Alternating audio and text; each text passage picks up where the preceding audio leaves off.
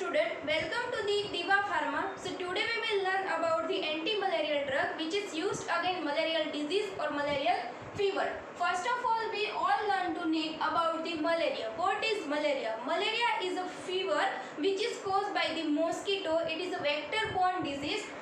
Malaria is caused by the various species of Plasmodium. उसकी प्लाज्मोडिया की वजह से जो है उसकी वेरियस स्पीसीज की वजह से मलेरियल डिजीज होता है, जिसको कौन कैरी करता है, यानी कि जो ये वेरियस स्पीसीज है प्लाज्मोडिया के वो सब carries by female anopheles mosquitoes, anopheles gambiae. ये उस टाइप का मॉस्किटोइस है जो मलेरिया का इन्फेक्शन है वो पर्सन टू पर्सन बढ़ाता है, यानी कि इस मॉस्किटोस की बाइट की वजह से मलेरियल डिजीज के चांसेस होते हैं। उसके कुछ टाइप है, उसके स्पीसीज के बेस पर मलेरिया के टाइप है जिसके सिम्टम्स और वो सब सेम है, लेकिन उसकी जो कुछ मैकेनिज्म्स होती है वो कुछ अलग होती है। आइए हम देखते हैं। पहले प्लाज्मोडियम वाइवेक्स, तो ये उसी का ही एक टाइप है, यानी कि ये उसी की एक स्पीसीज है प्लाज्मोडियम की। उसके अंदर क्या होता है कि ये जो मलेरिया होता है वो रिलैप्स होता है। आगे हम उसके बारे में पढ़ेंगे कि ऐसा क्यों होता है। ये फीवर एक बार ट्रीट हो जाए तो दूसरी बार होने के चांसेस रहते हैं। वो है जो बिनाइन टर्टेन मलेरिया होता है। टर्टेन टर्म हमने यहाँ पे डिफाइन की है। टर्टेन यानी क्योंकि मलेरिया में क्या होता है कि कोल्ड ठंड लगना या फिर फीवर होना जो है वो बार बार होता है, यानी कि 3 दिन के गैप्स में बार बार होता है।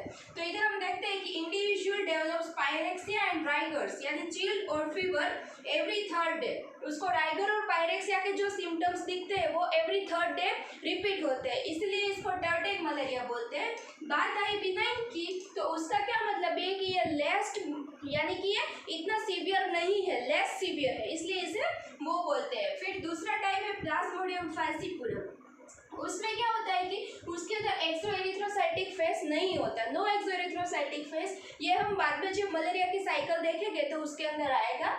और यह है वो मेलिग्नेंट टर्टेन मलेरिया है। मेलिग्नेंट टर्टेन क्यों बोला? क्योंकि ये मोस्ट सीवियर फॉर्म है।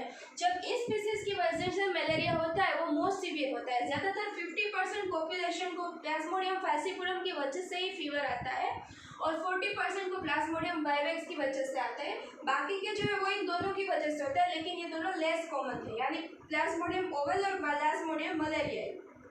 यहाँ पे हमने टर्टेन डिफाइन किया, वो आप सब लोगों को समझ में आ गया होगा। तो ये होती है बेसिक इंट्रोडक्शन मलेरिया की। अब हम मलेरिया के अगेंस्ट कौन सी ड्रग यूज़ करें ये पढ़ने से पहले और ये समझने से पहले मलेरिया की साइकिल जो है वो समझनी ज़रूरी है कि कैसे मॉस्किटो से ह्यूमन तक जो मलेरिया डिजीज़ है वो स्प्रेड होता है। तो उसके लिए हमें साइकिल पढ़नी ज़रूरी है, उसके बाद हम एंटी मलेरिया ड्रग आसानी से समझ सकते हैं। तो मलेरिया साइकिल पहले हम शुरू करेंगे मॉस्किटोइस के। ये जो है इन मॉस्किटोइस के अंदर होगा फीमेल एनाफिलस मॉस्किटोइस के अंदर। तो पहले मॉस्किटोइस के अंदर क्या होगा वो हम देखेंगे कि मॉस्किटोइस के अंदर फीमेल एंड मेल गेमेटोसाइट्स, ये जो फीमेल और मेल गेमेटोसाइट है उसका जो है फर्टिलाइजर होकर जाइगोट का प्रोडक्शन होगा।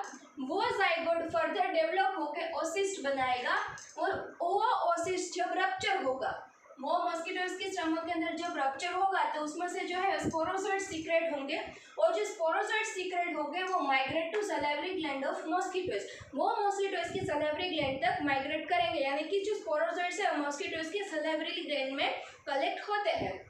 फिर से एक बार देखते हैं, फीमेल और मेल गेमेटोसाइट है वो मिलकर जाइगोट बनाएंगे, जाइगोट का डेवलप होकर ओसिस्ट बनेगा, ओसिस्ट जब रप्चर होगा तो स्पोरोजोइट्स बनेंगे और वो स्पोरोजोइट है वो मॉस्किटोइस की सैलिवरी ग्लैंड में आएंगे। जब वो मॉस्किटोइस बाइट करेगी, यानी यहाँ से ह्यूमन के अंदर वाली साइकिल आ गई, वो मॉस्किटोइस जब ह्यूमन को बाइट करेगा तो क्या होगा कि जो मॉस्किटोइस के स्पोरोजोइट्स थे सैलिवरी ग्लैंड वाले वो ह्यूमन के ब्लड के अंदर आ जाएंगे। वो ह्यूमन के ब्लड के अंदर 30 मिनट तक रहेंगे।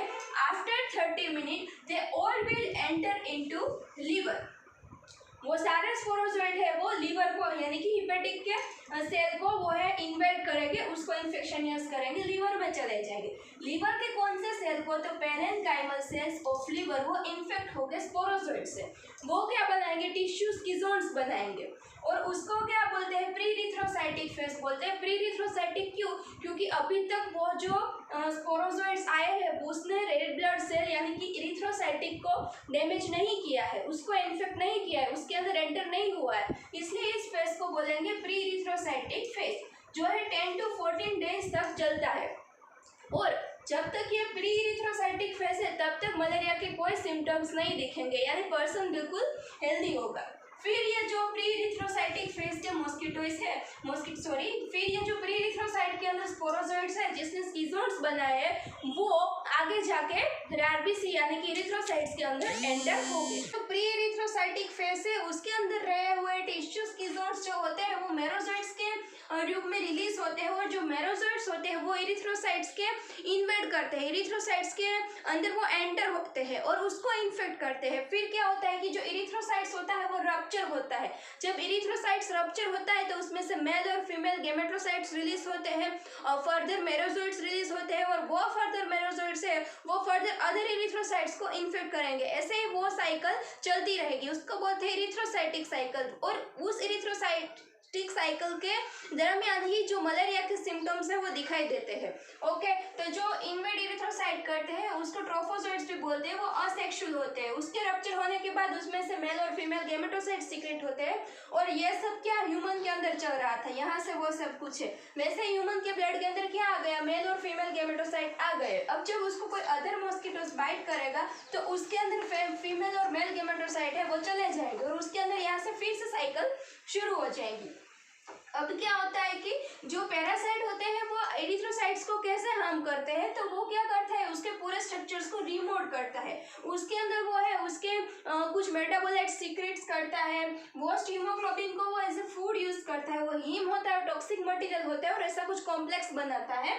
और जो डिफॉर्मेशन ऑफ द मेरोजोइट्स होता है, अब कुछ सेल्स में क्या होता है, जैसे प्लाज्मोडियम वाइवेक्स की बात की थी हमने, तो वो क्या होता है रिलेप्स करता है। तो उसके अंदर ऐसा क्यों होता है, क्योंकि उसके अंदर जो है डोरमेंट हिप्नोजोइट्स होते हैं, यानी कि ये टिश्यू स्कीजोइड्स थे जो लीवर के अंदर, वहां पे लीवर के अंदर हिप्नोजोइट्स होते हैं। हिप्नोजोइट्स यानी कि स्लीपिंग, वो डोरमेंट कंडीशंस में होते हैं वो टिश्यू स्कीजोइड्स। तो क्या होता है कि वो 3 वीक के बाद या कुछ महीनों के बाद वो फिर से रिलेप्स करेंगे, वो टिश्यू स्कीजोइड्स फिर से एक्टिव हो गए और फिर से वो मेरोजोइड से उसको सीक्रेट करेंगे और आगे साइकिल चलती रहेगी। तो यहाँ तक मलेरिया की साइकिल खत्म हुई।